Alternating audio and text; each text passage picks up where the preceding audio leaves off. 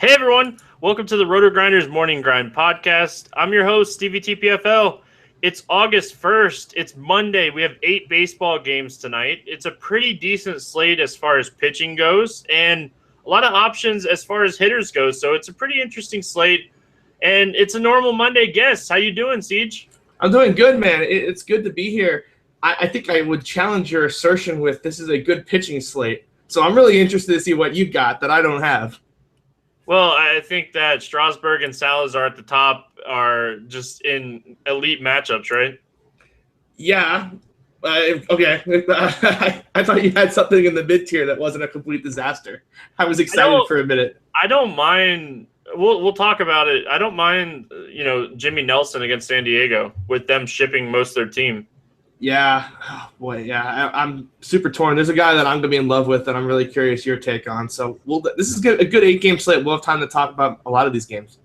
Yeah. And our sponsor site, fantasydraft.com, today is the Survive in Advance. It's a 5-day survivor. It's not a 3-day. You only have to beat 70% of the field each day. It's a big difference than a lot of these survivors out there because if you can beat 70 or 30% of the field and finish in the top 70 every day, then you're going to advance in this tournament. You're going to get 4 or 5 days worth of action for only $8. And if you make it to that final day, you're going to cash. Everybody cashes on the last day. It's not the biggest tournament in the world, but it's just a fun tournament. I like these tournaments. It really shows skill type game. And I'm a big fan. So make sure you guys head on over there. Check that out. Use promo code Grinders. Support the podcast Monday through Friday. Fantasy Draft is supporting us, so support them and us. And you get a 100% deposit bonus up to $600 and incentives here at Roto Grinders for Fantasy Draft for free for a year. So make sure you use that promo code Grinders. Siege, what do you feel about these 5-day survive and advance with top 70 advancing every day? Honestly, I wouldn't know what it feels like to play after day one. See, I'm being blunt. There's my blunt take for the day. I've gotten knocked out on day one twice in a row, and I'm starting to get a little annoyed. I almost won the first one, and then we were doing the podcast last Monday, and we were talking about this tournament, and I totally forgot about it. I go at like 4 or 5 o'clock in the afternoon the next day, on Monday, actually, during the day, and it was full. So I didn't get to play in it last week. I'm reserving my entries right now. I was going to say, didn't you DM me to remind me to register after we did the pod? Yes, I did, and then I forgot. So that's kind of where you're supposed to tell everybody that I reminded you that I forgot. Sorry, I couldn't believe that you forgot. Oh, it's all good. Let's talk some baseball. We'll start with Minnesota and Cleveland. Danny Salazar, Jose Barreros. He got sent down, and this is his first start since getting sent down. Yeah, this is the first one he's getting called up for this start. And that's what I thought. Yeah, and Cleveland's coming in as a minus 220 favorite, so you can see what Vegas thinks of him. Well, you have to think Danny Salazar is the man here, right? Like, he might even be the better play than Strasburg. Yeah, you would think so. I have a little bit of concern, mostly that like we haven't seen the elite Danny Salazar strikeout number. Like he hasn't gone in double digits since the middle of May. That's a little concerning, but I mean, at this price point, it's really hard to not consider him your number one option on the board. That's for sure. Yeah, especially on a site like FanDuel, you have to think he is in a really good spot to pick up a win, right? Yeah, I just get worried when I just see like in 4 of his 5 last start, like in his last 4 starts, he's gone 4 innings in one of them, and the other 3 he's given up 8 hits in them. So, I mean, we really haven't exactly seen Danny Salazar throw the ball well in a while. So if he's going to get like super, super popular on a whip site, you could probably talk me off of him. I don't know if you could talk me off of him today. Like, looking at those matchups that he gave up 8 hits, Yankees, Kansas City, they don't tend to strike out a lot. Detroit and Washington, like, those are tougher matchups, I guess. Yeah, I mean, it kind of depends what the Twins rolls out there. They hit the ball decent this weekend. I mean, I'm not saying he's not the number one option. I'm just saying in tournaments, like if you start to get the feeling he's going to be 45% owned, I definitely think there's a merit in fading at that point. Well, anytime you see a pitcher get 40% owned, there's merit to fading him. Like, that's just game theory. That has nothing to do with fantasy in general. But we got a guy like Salazar, very good Sierra, the ground ball rate's there. The hard contact rate this year worries me. It's a career high at 34.9%. That worries me a little bit. But if we look back, he gives up a lot of medium and hard contact regardless. So I just kind of think that's where he's at as a pitcher. Yeah, and on sites like FanDuel where he's just such a lock to get the win, it's it's hard to say like don't play him. I just think that it's not as foolproof as a lot of the we love this guy foolproof options we recommend here.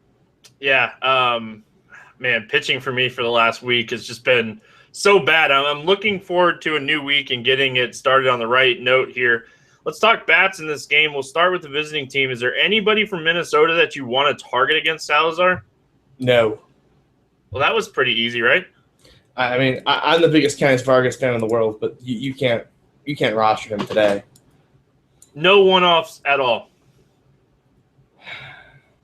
I'm just asking. I mean, normally I would be like no, but that guy can't hit a beach ball right now. So it would just be like literally like if I was picking a one-off, it would probably be a cheap Vargas or a cheap Dozier. Yeah, there's nothing that really stands out to me like as a one-off. Danny Salazar on Fantasy Draft, he's cheap enough there too, right? Like 20,000, where you have Strasburg at 25,000. Like Salazar is going to be popular there. Yeah, I think he's going to be really popular. I'm really curious what you think about. It's a couple games down the road, so we'll talk about it, I guess, when we get there. But I think there's a couple interesting pivots off of Salazar for your tournaments. Cleveland stack, definitely in play here, right? Love it on Fantasy Draft where you can get Napoli and Santana. Yeah, you can play both of these guys, and I think Napoli hit another one on Sunday. Like, he's starting to get that power going a little bit. Yeah, I almost always get my Cleveland exposure on Fantasy Draft just because I don't want to play the stack without one of them. So on draft, I can just play both of them, and the stack always looks a lot better.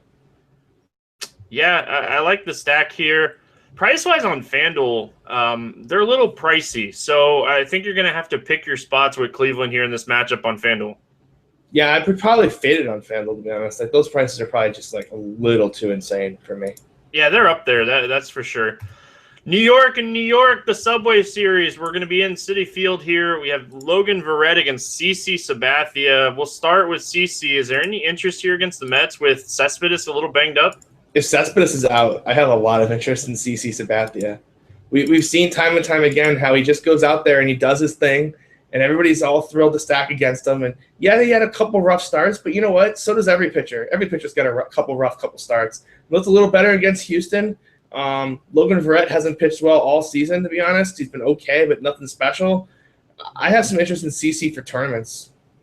Yeah, like when we think CC Sabathia, we think right-handed power against him. And if Cespedes is out of the lineup, there's not a lot of right-handed power outside of a guy like maybe Wilmer Flores. That would be the right-handed power in this lineup.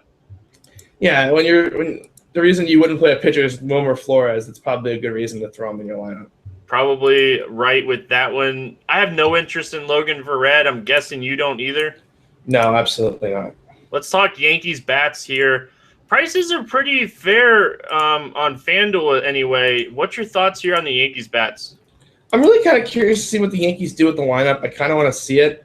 I mean, I wouldn't mind McCann. I wouldn't mind the Yankees outfielders, but it'd kind of be like a stack or bust for me. I'm not going to use a one-off. Beltran's on the trade market. If they move him or he's kind of a game-time decision, that kind of makes it a little dicey. So, again, the trade deadline is we should probably mention this up the top. It's at 3:30 today, 3 o'clock Central. Yeah. So you're going to have to be like really paying attention because there's going to be a lot of late movement, a lot of scratches. So kind of going to have to be a little flexible with your lineups as the day goes on here. My first fantasy draft play comes from this game. It's Jacoby Ellsbury at 7,200. Bat and leadoff. They're on the road. Almost lock him in for a guaranteed 4 at-bats, even possibly a 5th at-bat. I think he's a really solid – if you want a one-off on draft as a cash play, I think it's Ellsbury here. You're not worried about the fact that there are no throws out a lot of runners, so it's kind of – you're not really getting the speed upside? The speed upside might be gone, but, the double multi-hit game is still there, right? Yeah, no, I think I would probably just pay the extra $400 for Beltran if he's still on the Yankees after the deadline. If he's at, I think I do agree with that. If he is guaranteed in the lineup, no trade, like there's no even talks like there might be a trade going down pending a physical, any of that stuff. Like if he's in the lineup, I think I would go Beltran with you, but for the sake of the podcast and for the sake of being safe, I'm going to go Ellsbury here for my first draft play. Now you got a built-in hedge, so you're good to go. There you go. Mets bats against CC outside of Wilmer Flores is a one-off. Is there anybody here that you target? Is Travis d'Arnaud free on FanDuel still? 2.1K. If he gets that second spot, I would be tempted. You know who's free on FanDuel? Oh, never mind. He probably won't be in the lineup. But pay attention because over the next few days he's gonna make the lineup. It's Brandon Nimmo. Yeah, 2.2K against a lefty, probably not going to crack. Yeah, he won't play, but Lagares just went on the DL, so they called him back up. This is a top prospect for the Mets. Yeah, absolutely, and he's actually a guy that there's been a lot of talk about too. And if the Yankees do move Brian McCann, I would play Gary Sanchez at 2K. You wouldn't play Gary Sanchez at 2K? I would play anybody at 2K. Yeah, especially a prospect with that kind of power. Absolutely. Yeah, big time prospect. I think that's gonna wrap it up, right? Yeah, I mean, I think we kind of stretched that. We even recommended Gary Sanchez, so I think we took that game for everything it got. Yeah, well, you gotta pay attention to the trades today. It's one thing like we can't help you do the night before. Kansas City at Tampa, Chris Archer, Danny Duffy. And there's going to be a new name here in the Kansas City lineup. He went to AAA to start here, but what's your thoughts just overall of Billy Burns going to Kansas City? Man, did they really not like Brett Ebner in Kansas City, huh? Drives me nuts. Like, at least we're going to see him play almost every day now. Yeah, I didn't get that one at all. But I guess I thought there was like going to be a corresponding demoting Raul Mondesi right away, but they're still throwing him out every day. Are they trying to like just steal runs? I mean, between Dyson, Raul Mondesi, and Billy Burns, they've got like 3 of the top 5 speed guys in the league on that starting lineup. Yeah, and they sent Burns. He like straight to AAA. We don't need you right now. Yeah, it sounds like a guy that would be kind of in there for postseason running ability. Danny Duffy in the start here against Tampa Bay. It is in Tampa, but he faces one of the best teams against left-handed pitching. Any interest in Duffy here? I love both these pitchers for tournaments. Okay. Danny Duffy is just an elite starter. I mean, his swing and strikeout rate is just through the roof at this point. It's like he's got all his advanced stats say he's an elite starter. He's starting to get priced like one. But for me, I just think there's too much upside here in a 7 total to just completely pass. It's a little tougher on FanDuel where the win is so important. But on DraftKings today, you could definitely see me playing both sides of this in the same tournament team. I know it's expensive, but boy, has it got a super high floor, and it's really tempting with these poor pitching options on the board. Yeah, it's an 8-game slate. What's wrong with taking a shot? Roll out Duffy on a team and roll out Tampa on another team. Like, I'm never against doing stuff like that. And, we kind of have a sample size to go off of. Duffy faced Tampa earlier this season, 6 innings, 7 hits, 3 earned runs, 1 home run, and 6 strikeouts in that game. And he picked up the win as well. Yeah, and I just think and that was kind of earlier in the season too, when he was still working his way up to being kind of like at full strength. So I definitely got interest in both of these guys. I think they're 2 of the better pitchers on the board, and if Salazar is going to be really popular, I definitely wouldn't mind in your tournaments kind of playing one of these guys. Yes, everybody could say what they want about Chris Archer. Yes, his home runs are up this year, which is always concerning. The hard contact rate is kind of where it was at last year. But the swinging strike rate is still 12%, and the strikeout rate is still 27%. Like, tell me why I shouldn't look at this guy in tournaments. Yeah, he's been pitching better of late, too. 2 good starts on that West Coast trip for him. 11 Ks and 8 Ks between Colorado and the Dodgers. I think this is a really good spot for Chris Archer against a weak Kansas City lineup that, I mean, it's getting a little healthier, but it's still got a long ways to go, and it doesn't have a ton of power in it either. Bats in this game outside of maybe stacking Tampa, as a pivot or a hedge to your Duffy lineups. Is there anybody that you like? No. I mean, last time I made fun of a Corey Dickerson one-off, he homered, but against Danny Duffy, that would even be a braver call than it was on Friday. He was like 4% owned too. I nailed that, but my pitchers killed me again. Yeah, kind of like my day today, where I got every hitter right, but the pitching just did not come through again for me. But I mean, Steve Pearce, 7,200 as Yeah. a one-off, maybe. No, I love that call. Like I'm a huge fan of Steve Pearce. He mashes left-handed pitching. He would be the guy that I would play as a one-off here. Yeah, and Salvador Perez for free is definitely a guy I would consider too. 5.2K. I know Archer's got good stuff, but Salvador Perez is actually like a legitimate hitter, and I'll go ahead and he's got 15 home runs in the season. You're going to give me a 15 home run guy for that kind of price at catcher? Sign me up. Yeah, and Lorenzo Cain's back for Kansas City. His lineup's a little bit stronger than what it was here a week ago. Yeah. I don't think I would use Cain yet, though. No. I think I kind of would want to see it a little bit before I go there. And Archer's a high K guy too, and it's not like that. Cain is immune to the strikeout. That is true. Miami at Chicago taking on the Cubs. Kyle Hendricks, Adam Conley. Pulling up the weather because obviously it's a Wrigley game. Wind's blowing in. We don't have anything to worry about as far as that. What's your thoughts here on these two guys? This is the I don't know what to do with game on the slate. Like, I feel like I got a pretty good feel for 7 of the 8 games. This one I just have no feel for at all. Like, Adam Conley, reverse splits guy against the Cubs could be interesting, but it's not exactly like he's been pitching well. Like, every time I think he's going to turn the corner, he just has this blow-up inning where, like, he will just walk the bases loaded for no reason, and it just comes out of nowhere. I feel like I'm dealing with Francisco Liriano when I'm watching him. Not exactly the guy I want to start thinking about when I'm rostering you, but I mean, Wade Miley just shut this team down, so it's like he's probably in play, and Kyle Hendricks has the lowest pitch count of any starter in baseball. I don't know that to be true, but it feels like it. The guy gets no leash at all. So yeah, I think it's just really interesting because you could talk me into stacking either team. You could talk me into playing either pitcher. I really don't have anything.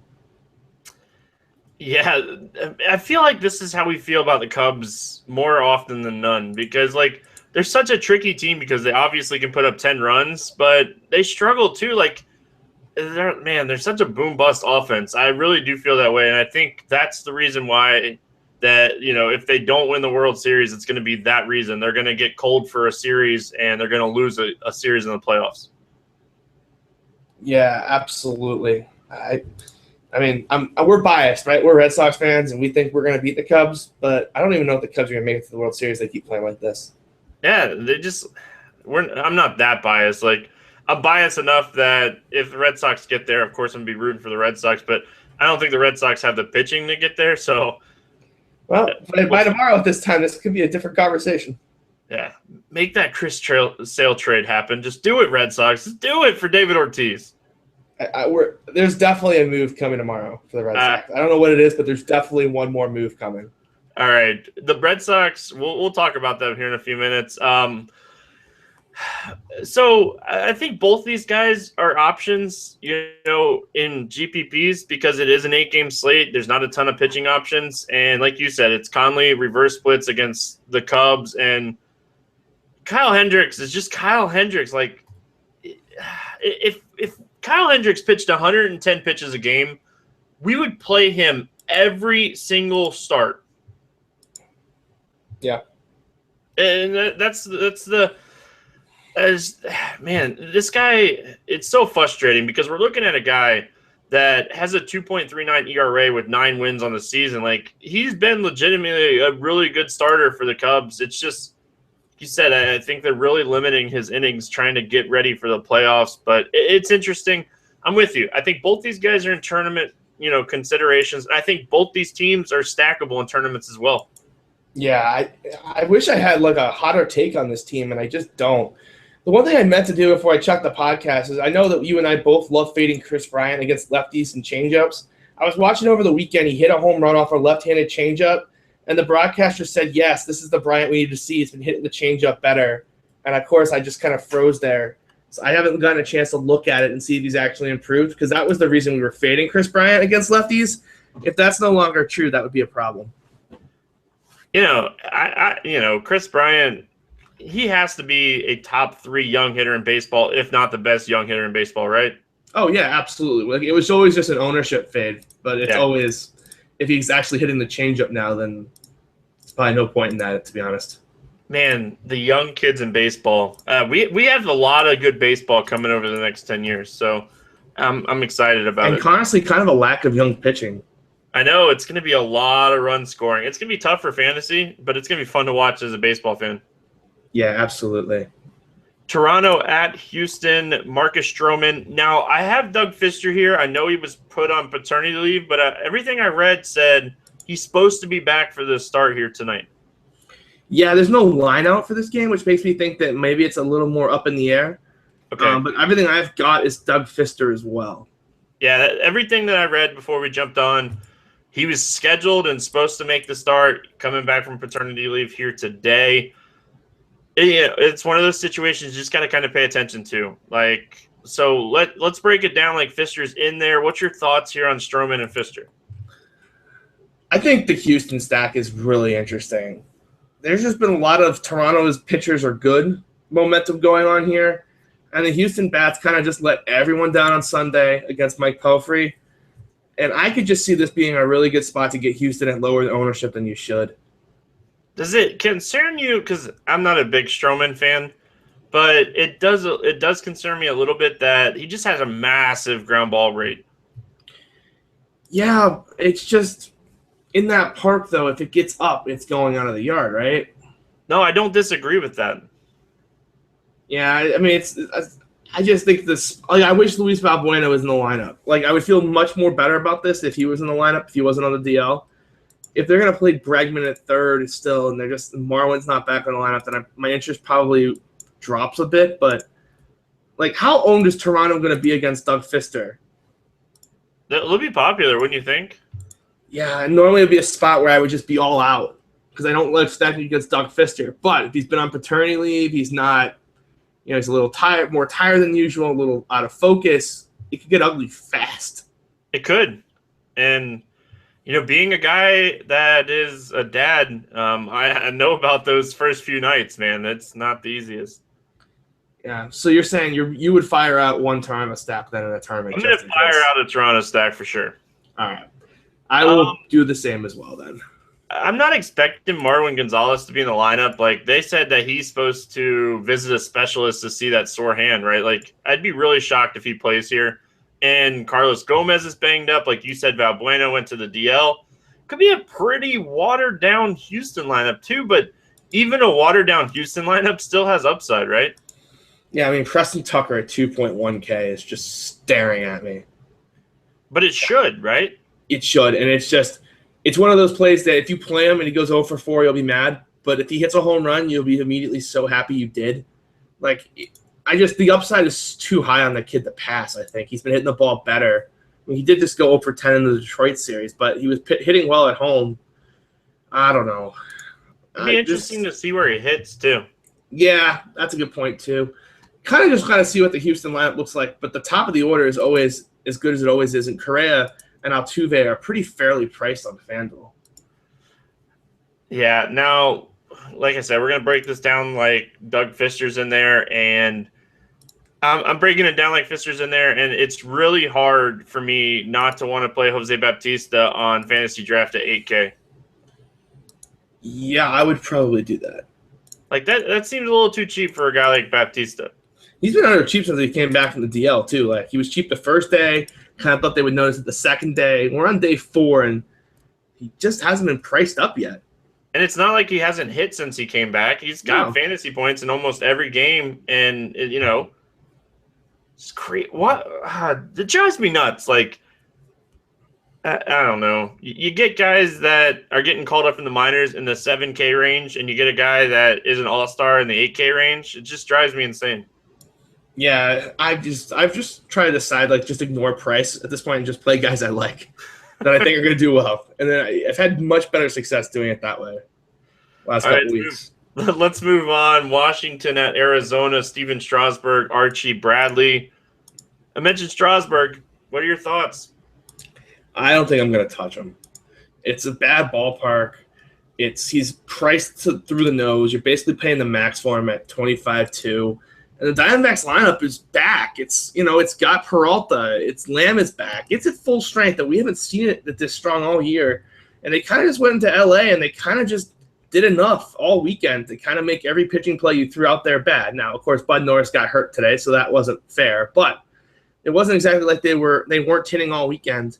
And we know Strasburg can kind of struggle with the home run ball from time to time. And we know that you can hit home runs in Arizona. I don't know if I can pay that price tag for him tonight. But, so, like on a side like FanDuel where the win is so important and the upside is there, like this is a guy that's 14-1 and he has 155 strikeouts in 127 innings. Like he has massive upside in any matchup, and we know Arizona can definitely strike out against right-handed pitching. So I still think he's in tournament consideration, but I still think Salazar's the cash play if you're playing cash games. Yeah, I think I would rather play Strasburg than Salazar just because I think he's got the higher floor. And the price on FanDuel he's not $12K, like he's 11.6. I think I can make that work with the soft pricing over there. As we're at 25.2 on Fantasy Draft, I don't know if I can make that work. Look, Strasburg definitely has a high floor, and I have a really high risk tolerance. So listening to me talk about cash games is always not the best thing either.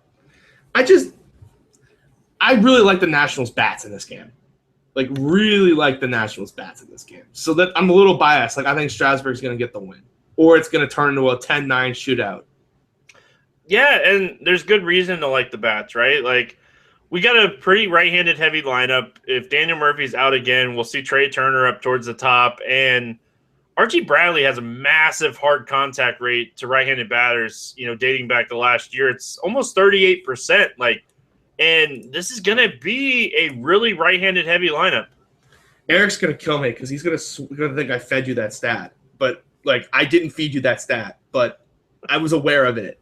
But, yeah, I love everything about this. And people are going to look at that WOBA and just be like, oh, he's bad. He's good against righties. But there's major regression coming. And this park has good power to everyone. Yeah. Man, when we're looking on draft – Trey Turner, 7,200. Ryan Zimmerman, 6,900. Jason Worth, 6,800. You can get some really solid value here. Yeah, I think this is kind of the sneaky stack. I would play National side, and I would have a game stack here too. I think the Nationals are the winner tonight. I really do. Yeah, I don't hate that. I think that the Washington stack is definitely viable. And, don't count out Bryce Harper. Archie Bradley still has a 38% hard contact rate to lefties. It's not much better. The guy, he gives up a lot of hard contact, and that's usually leaving pitches over the middle or something along those lines. And that's not going to be good here in this matchup in Arizona. Yeah, and this total is already at 8, I think it is, and it's going to be pushing to 8.5. I think this total might rise before we get to first pitch. I really like both offenses, to be honest here.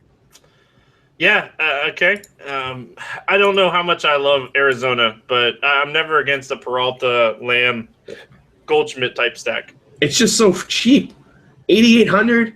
Jake Lamb is 7,600, and Peralta is 6,300. You could even get the Hot Tomas at 6,800 and kind of just do a four-man, and the game could go off. I'm not saying Arizona's my top stack, but I could certainly – the Nationals bullpen hasn't been anything special either. If Strasburg gets lit up, it's going to get ugly. The second fantasy draft obviously comes from this game. I don't know how much you're going to like this one, but Trey Turner at 7,200. He's one of my favorite players in baseball because not only is he hitting the ball and he has over a 300 average, this kid likes to run. So he gives you upside of stolen bases here against a guy like the Beef. Yeah, I love him. He's been great. It's been a lot of fun. We roster him in cash games. He gets a single. He steals second in the first inning. You're like, well, he's in value already. I can move on. It seems to me like he has a green light, right? Oh, yeah, he absolutely has a green light. He has double-digit fantasy points in 4, 5, 6, 7, 8. 10 of his last 12. Yeah. And that's insane. One of those wasn't even a start. So it's actually really 10 of 11. And at 7,200 on draft, it just seems too cheap.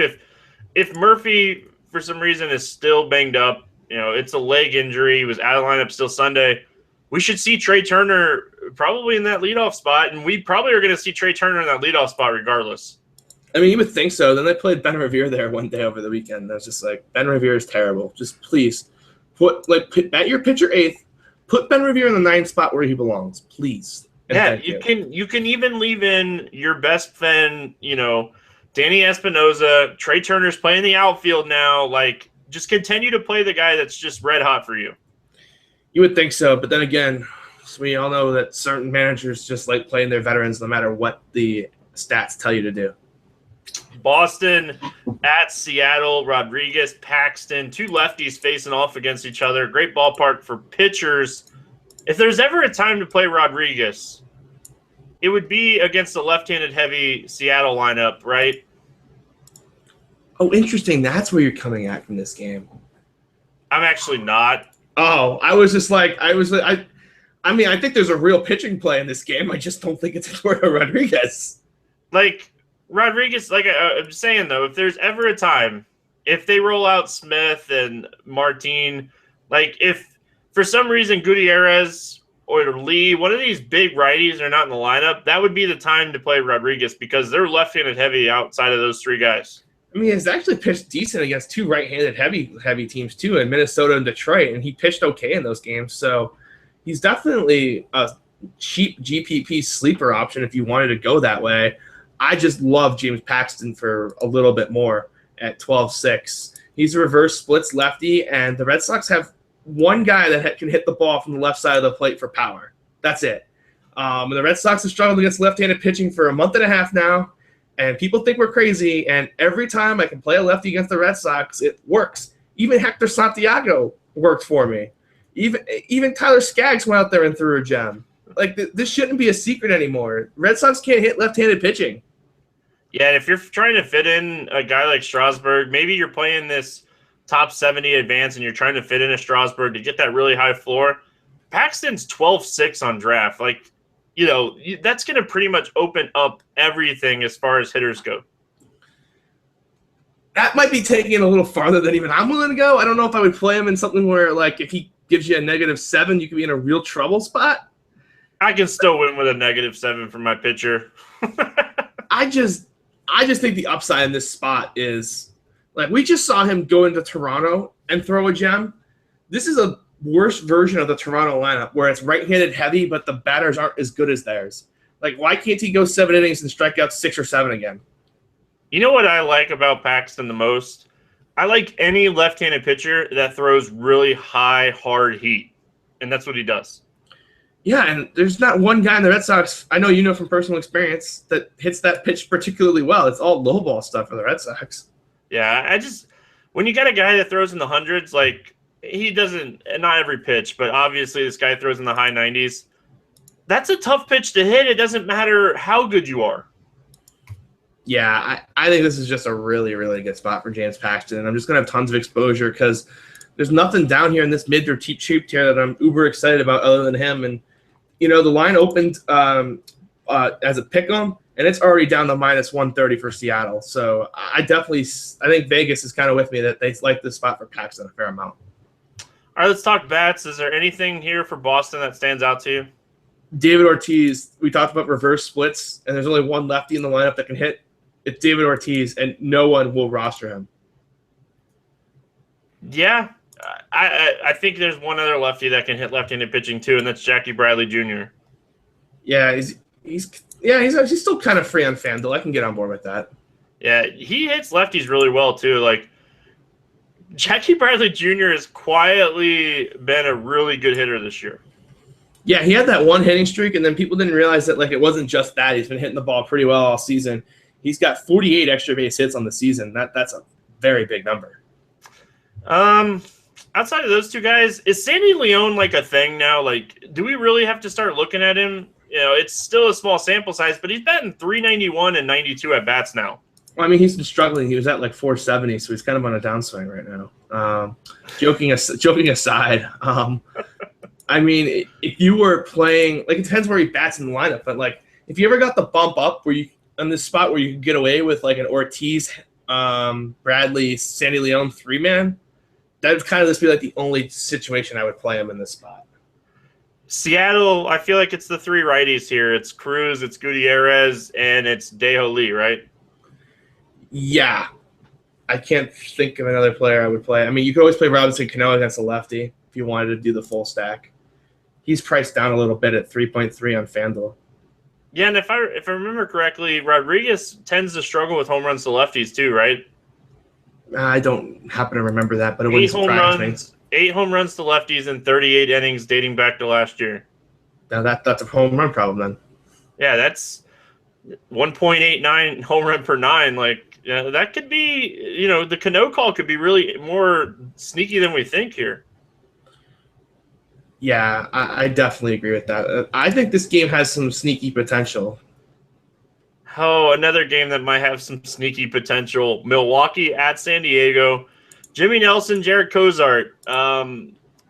Jimmy Nelson at San Diego. Now that Matt Kemp is out, Solarte's banged up, Dickerson's banged up. It's really going to depend on the lineup, right?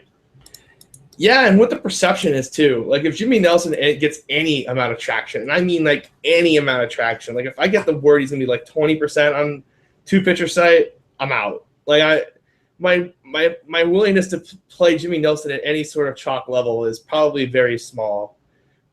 He's just a guy that just hasn't put it together this season. Had one good start in Cincinnati, but other than that, it's just been kind of mediocre all season long. And I know it's a good ballpark and a bad lineup, but you look at the other side, you get Jared Cozart against a terrible Milwaukee team in a good pitcher's park, and you could almost talk me into him. I say almost because I know he's really bad at baseball.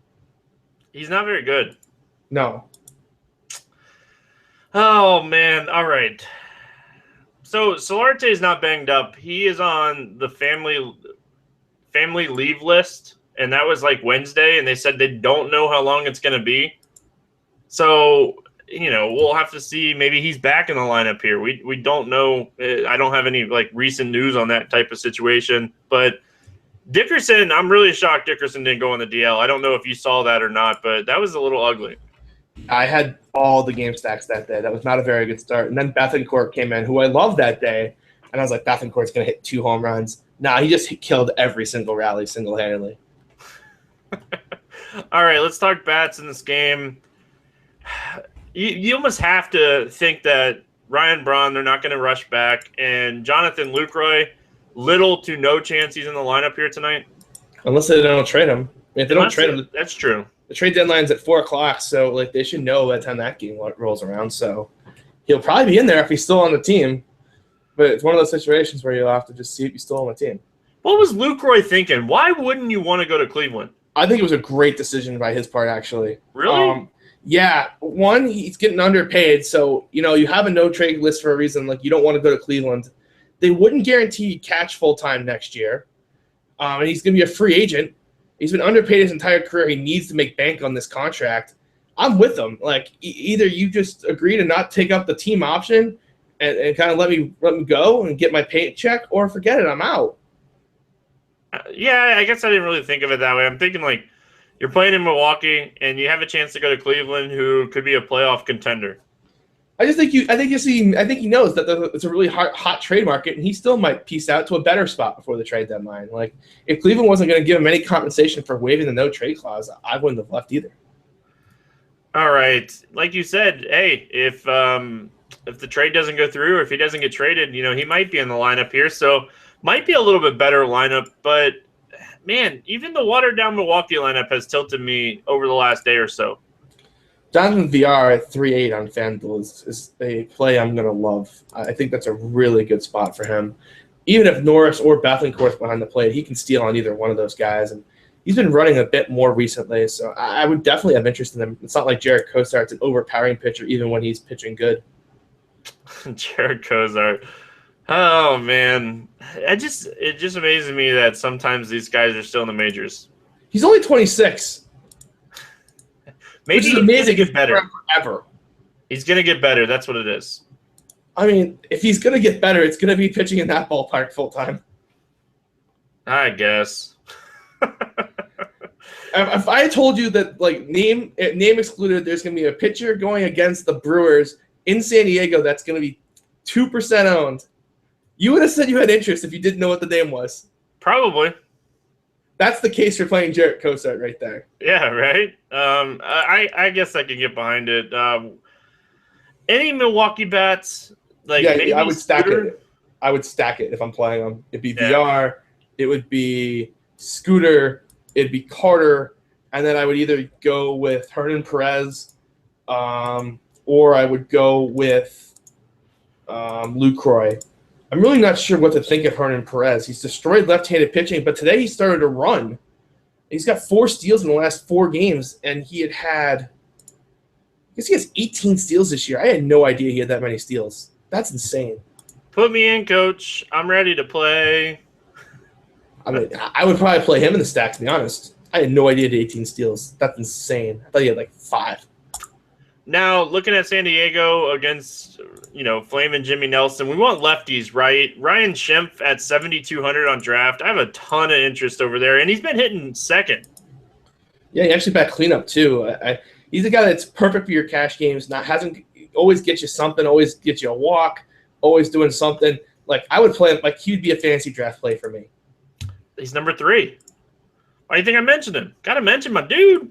Oh, I didn't know he was an official fantasy draft play. You mentioned him and then didn't say it, so I felt bad. I feel bad stealing your pick. Nah, you didn't steal anything. That's what we're here for. We're here to give the picks. We're both on him. I just think he's a fantastic play. And on FanDuel, like 2,700 is crazy, right? Well, he's been 2,200. They priced him. They jacked him up 20%. What do you want from him? I want more fantasy points, and that's what he does, right? Yeah, he gives me lots of fantasy points at a low price. That's the goal. That's a good spot. That's a good start for him. All right. Thoughts on Will Myers if he doesn't get traded? Man, this guy's in a slump. He hit the ball well today at least, but he had just been really in a slump. Actually, he didn't even get a hit today. He just had 2 walks, 2 steals. That's a weird 25 line to look at. Just been a lack of power in the last 10 games. 2 extra base hits and 3 2-hit games. I think I'd pass. I'm just looking at the San Diego lineup that's kind of projected here. It's nothing to write home about, that's for sure. It's pretty bad, man. Like we saw Noah Syndergaard overpriced today go at 30% against a terrible lineup. Like I don't think these bad lineups are sneaking past people anymore. And if it starts to get up to 20-25% on Jimmy Nelson, I don't think he should ever be that high. Yeah, just Jabari Blash. Hey, he actually scored me some fantasy points in that late slate. He got me 6 points for mid price. I'll take it. Oh man. I almost said that with a straight face. Yeah, crazy. Just looking at the San Diego lineup, there might be some tournament upside for Jimmy Nelson for sure. Yeah, you're going to have to see what the lineup kind of looks like here. That's going to wrap it up here for the game-by-game breakdown. We're going to play some home run derby, and I'll let you lead it off here. You kind of scoffed at this pick. You kind of didn't get it. I love James Paxton, but I'm picking David Ortiz to go deep. I like that. I feel like Ortiz is always everybody's first pick. I feel like that's a running thing of the co-host email to each other, so I can get behind that. James Paxton reverse splits Ortiz, the lefty who would take advantage of him. Sure, I don't hate it here. Man, there's so many options for home runs tonight. I'm gonna go Carlos Santana. Yeah, that's a good pick. Can we talk about how bad Bryce Harper's been, by the way? Whew. He's just been bad for 2 or 3 months now. Bryce Harper into you know what you're gonna really I think you made a mistake here because you just let me get the GOAT against left-handed pitching here in the second round. I'm taking Nelson Cruz. I looked at him after I had said that and I was like, yeah, I might have missed that one. Hoping that, oh man, I really want to take this guy, but I'm a little worried that he's going to get traded. But I'll go with it. No, I'm not. I'm really curious what guy you think's going to get traded that you wanted to pick. Will Myers. What is there really Will Myers trade talks? I really think Will Myers gets moved tomorrow. Why would San Diego keep him? You know where he gets stuck? He could probably get stuck at Fenway playing left field, but we will continue that. Yeah. Oh my God! Please send him to Boston. I could see that happening. We have the prospects they'd look for too. That would be wonderful. I'm going to go crazy with this next one. I'm going to stay in your Seattle team, and I'm going to go Robbie Cano. Oh, I do like Robbie Cano. That's a good when we were talking about it, and I think it's sneakier than what I just kind of thinking overall. I'm going to go completely off the board here as well. I'm going to go contrarian here. I'm going to take Wilson Ramos. Yeah, the silence was I don't hate it because I was going to that game as well. And I'm doing it, man. I have a feeling because you said like he's been so bad lately. I'm going Bryce Harper. Wow.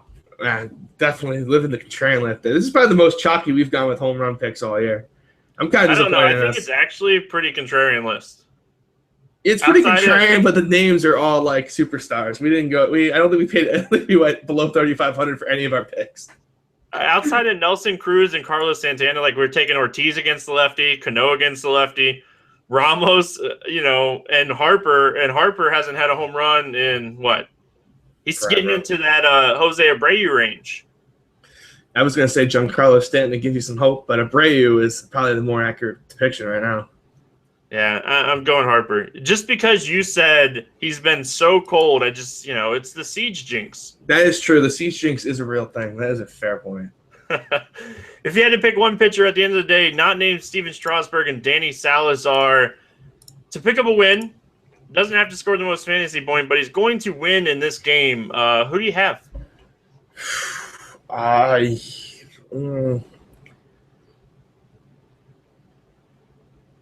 CC Sabathia?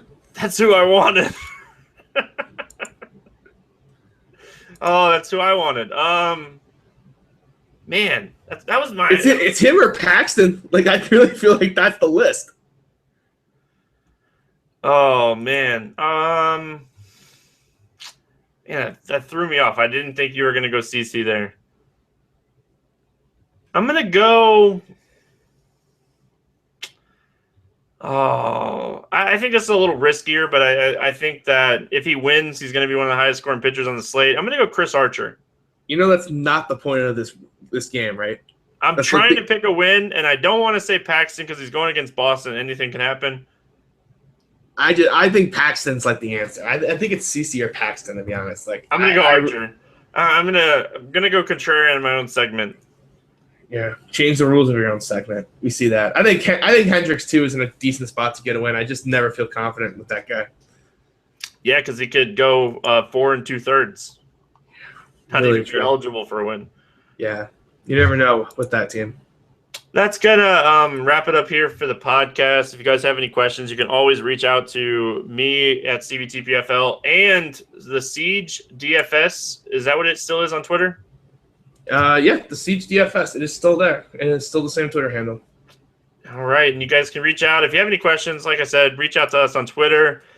CJ, what's going on with the coaching? Is the price going up now? The price is going up unless you have already started messaging me, which a couple of you have done, and then I will let you buy at the old rate. But yeah, you listen to this podcast, it's the new rate.